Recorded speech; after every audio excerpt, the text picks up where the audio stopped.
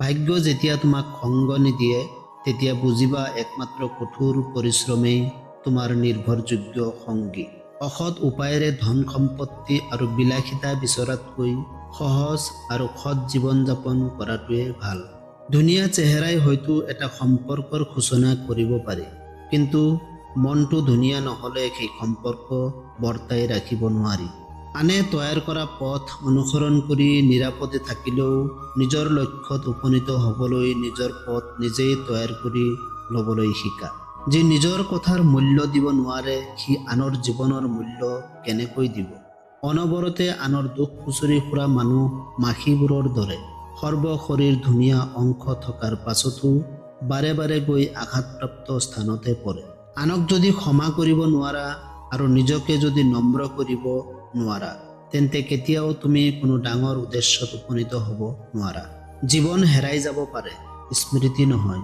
মানুহ সলনি হ'ব পাৰে, মন নহয়। মই হেৰাই গ'লেও নাই কোনো ভয়, কাৰণ বন্ধু হেৰাই যাব পাৰে, কিন্তু বন্ধুত্ব নহয়। হাঁহিতকৈ ধুনীয়া একোৱেই নাই, অথচ মানুহে ছালৰ ৰঙৰ ওপৰত ভিত্তি কৰি সৌন্দৰ্য বিচাৰ কৰে। হিংসাই মানুহক এনেভাৱে ধ্বংস কৰে যেনেকৈ মামৰে লোহাক ধ্বংস কৰে। নিজক চম্ভালিবলৈ তোমাৰ মূৰটো ব্যৱহাৰ কৰা আৰু আনক চম্ভালিবলৈ তোমাৰ হৃদয়খন ব্যৱহাৰ কৰা। ভাল পোৱা এক নিষ্ঠুৰ অংক, ই যোগ কৰাতকৈ বেছি বিয়োগ কৰে। যি দিয়ে তাতকৈ বেছি কাঢ়ি নিয়ে। ই আশাক বিয়োগ কৰে, দুখ বহুগুণে বৃদ্ধি কৰে আৰু আনন্দক বিভাজিত কৰে। চিন্তাই আমাক কৰ্মৰ মাজলৈ ঠেলি দিব লাগে, হতাশাৰ মাজলৈ নহয়। নিজকে নিয়ন্ত্ৰণ কৰিব নোৱাৰা কোনো মানুহেই মুক্ত অথবা স্বাধীন নহয়। মানুহৰ পৰা পোৱা দুখ, কষ্ট, অৱহেলা আৰু অত্যাচাৰে তোমাক এদিন ঠিক শিকাব কিদৰে কঠিন হ'ব লগা হয়। জীৱন মানে বাস্তৱতা, পুতলাৰ খেল নহয়। ভাল কথা যিমানেই তিতা নহওক, সময়ত মিঠা অনুভৱ কৰিবা।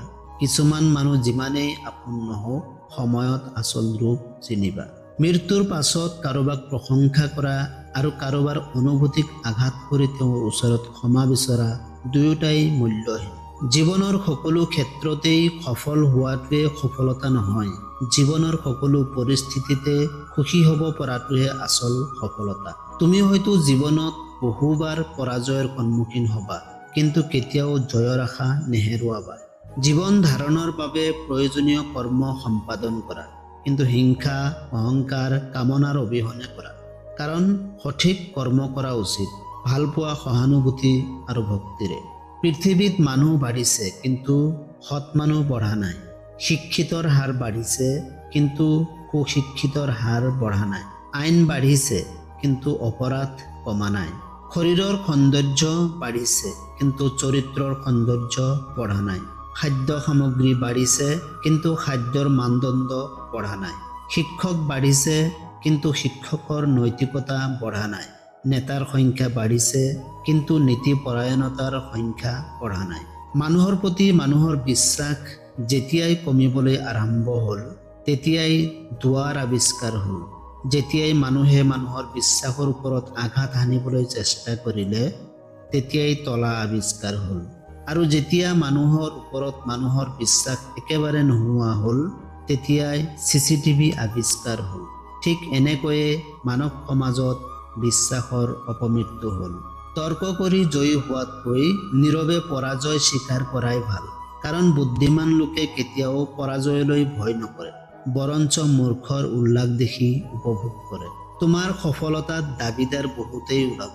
কোনোবাই ক'ব মই সাহস দিছিলোঁ, কোনোবাই ক'ব মই সমৰ্থন কৰিছিলোঁ, কোনোবাই ক'ব মোৰ ধাৰণাটো সঠিক আছিল, কোনোবাই ক'ব মোৰ বিশ্বাস আছিল। কিন্তু বিফলতা কেৱল নিজৰেই, তাৰ কোনো দাবীদাৰ তথা অংশীদাৰ নাথাকে। পৰি গ'লে নিজেই উঠিবলৈ শিকিব লাগিব, কাৰণ তুমি টকা নহয় যে মানুহে তোমাক তুলিব।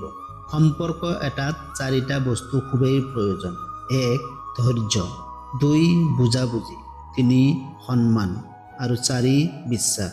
সম্পৰ্কত যদি এই 4টা বস্তু অটুট থাকে, তেন্তে প্ৰত্যেকটো সম্পৰ্কই মধুৰ হ'ব, দীৰ্ঘস্থায়ী হ'ব। ৰাজনীতি হ'ল এটা খেল, চতুৰ লোকে খেলে আৰু মূৰ্খবোৰে তাক লৈ দিনভৰ চৰ্চা কৰে। তিনিটা বস্তুৰ মূল্য তিনি শ্ৰেণীৰ লোকে খুব ভালকৈ বুজি উঠে। যৌৱনৰ মূল্য বুজে বৃদ্ধ লোকে, স্বাস্থ্যৰ মূল্য বুজে অসুস্থ লোকে, সম্পদৰ মূল্য বুজে অভাৱী লোকে। নিজকে বুদ্ধিমান বুলি ভবাটো ভাল, কিন্তু সেই বুলি সন্মুখৰ ব্যক্তিজনক বুৰ্বক বুলি ভবাটো চূড়ান্ত মূৰ্খামিৰ পৰিচয়। দৌৰাৰ সময়ত পিছলৈ ঘূৰি চালে যিদৰে দৌৰাৰ গতি লেহেমীয়া হৈ আহে, ঠিক তেনেকৈ জীৱন যুঁজত অতীতলৈ উভতি চালে নিজৰ প্ৰতি আত্মবিশ্বাস কমিবলৈ ধৰে। এই পৃথিৱীখন কেতিয়াও বেয়া মানুহৰ বেয়া কৰ্মৰ বাবে ধ্বংস নহয়। যি লোকে বেয়া মানুহৰ বেয়া কৰ্ম দেখিও একো নকৰে, তেওঁলোকৰ বাবেহে পৃথিৱী ধ্বংস হ'ব।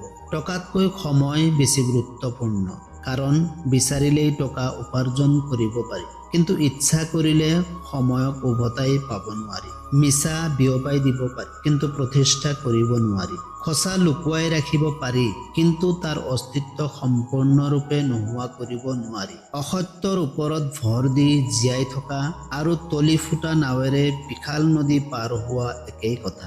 সময় আৰু টকাৰ মাজত আটাইতকৈ ডাঙৰ পাৰ্থক্যটো হ'ল আমি সকলো সময়ত নিশ্চিত থাকোঁ যে আমাৰ হাতত টকা কিমান আছে, কিন্তু আমি কেতিয়াও সঠিকভাৱে নাজানো আমাৰ হাতত সময় কিমান আছে। জীৱনতকৈ ডাঙৰ কোনো বিদ্যালয় নাই, পৰিস্থিতিতকৈ ডাঙৰ কোনো পৰীক্ষা নাই, সময়তকৈ ডাঙৰ কোনো শিক্ষক নাই।